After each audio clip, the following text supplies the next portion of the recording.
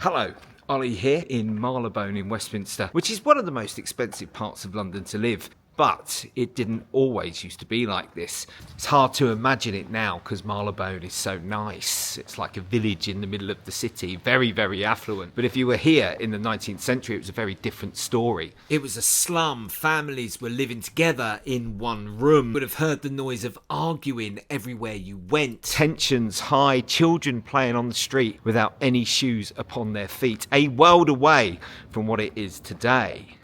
This plaque celebrates a woman that did so much to alleviate the housing problems for so many in the 19th and early 20th century, OCTAVIA HILL.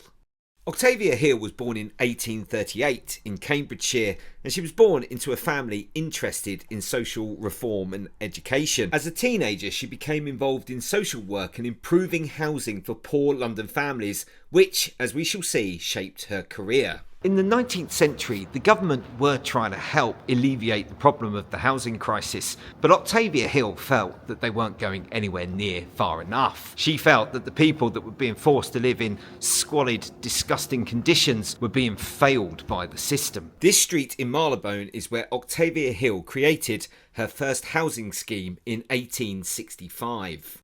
She borrowed money from the wealthy art critic John Ruskin to buy 3 houses and then moved poor families into them. As long as tenants paid the rent on time and kept the place looking respectable, it was theirs. Each week she personally collected the rent off the tenants, and she sat down with them when there were any issue. She talked to them and she genuinely tried to sort problems out. As a result of her management, a small profit was turned over and she bought more and more properties. By 1874, she had over 3,000 tenancies in London.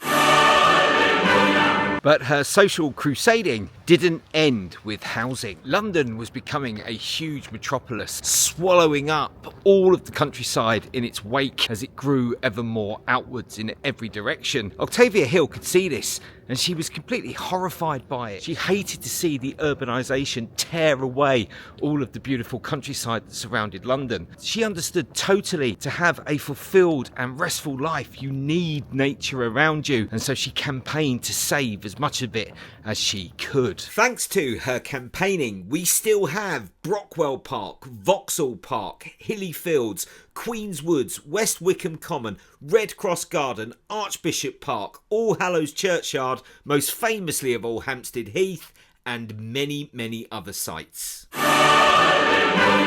And in 1895, she helped set up perhaps her greatest legacy, the National Trust. The National Trust has gone on to become the biggest conservation charity in Europe. It has over 5 million members and over 50,000 volunteers that work for it, guaranteeing to protect green space, amazing old properties from the developers. In 1995, to mark the centenary of the Trust, a new variety of rose was named in her honour, the OCTAVIA HILL.